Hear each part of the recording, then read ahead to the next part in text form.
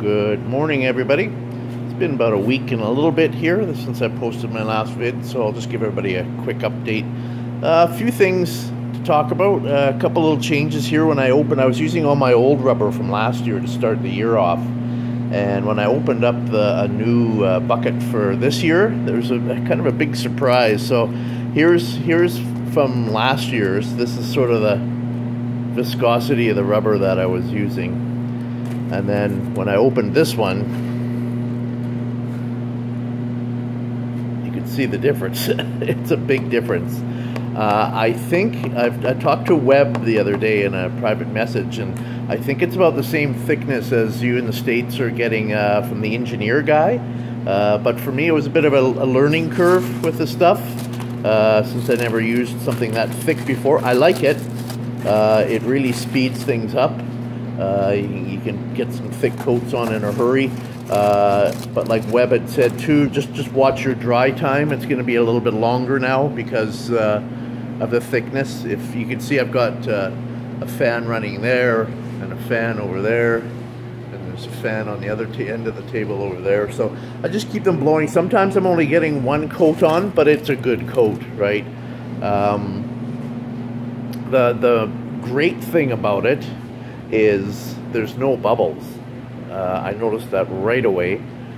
You put your first coat on, and usually you have to be so careful with that first coat with the other stuff because of the bubbles and trying to get them to pop so you have a nice finish, especially on your first coat. But this is absolutely bubble free, pretty much. So that's the one advantage of it. So I don't know if that's a new formula. Like I use Burma, latex Burma brand. Up here in Canada, I think La Havre use the same thing. I don't know how thick yours is. I opened another bucket to check, and it appears it's just as thick too. So I guess they just changed their formula, or what I found out last year is all of their rubber comes in as thin, and that they thicken it themselves. So either that's their new formula, or somebody really overdid it with the thickening. So we'll see. I don't have complaints. Actually, I'm okay with it. It's okay. So I'll just show you what's going on the table here. So here's a little something popped up from time to time. It's come up on the forum before too. This area here, this light area, you can see it's lifting. Let's see if I can yeah, a little bit. So we've talked about it before, what to do when you get it lifting on your model. I used to really freak out, but now I don't really worry too much. So what I do is, before I put this coat on, just with a really sharp craft knife, you can go in, pull it up, just put a little tiny poke in it, and if you want, you can use something like this to get right in there and draw the air out of it. It will puff up again the next day, but what I've found is when it cures, that rubber will settle down. When the rubber is curing and it starts shrinking down and hardening on the model, that'll get tight again. So I'm not too concerned about it, but that's just something you can do. You can either just poke it and get the air out, or you could poke it and try drawing some air out with this a little bit. I guess if it starts lifting on your whole model, I'd be worried, but when it's like local like that, I'm not overly, and it's not a lot. It's just raised like the slightest amount, so I'm not too concerned about it. You can see this one here, because of, see the head there. Here's this, I'll show you this seam first here. So it's one of these Y seams here. I didn't want to come up on the ends for on the paws there, and there's, because of the size of the neck is so small and the head is so big, you'd never be able to pull that up over the ears. So that's why I came up in the back. It's sort of the most inconspicuous spot. You know, some folks will come up through, you can do a side mold, some side blanket one. You can come up over the arm and up and across the ears this way. That's another option. I just try to make it as less visible as possible, my seams, so when you're going to look at it from the front later, you won't really notice any of those seams. But whatever suits you to do. And the vent underneath the chin there, because the head is so small, that's going to be a perfect place for air to get trapped under there, so I did put a vent in. Okay, what else we got? We got another bird here, which has got a ridiculously thin spot up here. That's a quail. I don't know if it'll ever pour properly. We'll see. It's a bit of a gamble, but you can see there's a vent there and a vent on either side of the tail back here, because see, you're going to get, when you're pouring, it's going to come in here and the air is going to get trapped in here, same as underneath the beak and the head and this little bobble on him there. So that's why I put in the vent. I can't put one on here, it's just too thin to put a vent on that piece there. Some pretty major undercuts on this thing. You can see here, there's a window on the other side there. But again, turning him towards the fan to get that back filled, to get those little pockets dried out before I put on another coat.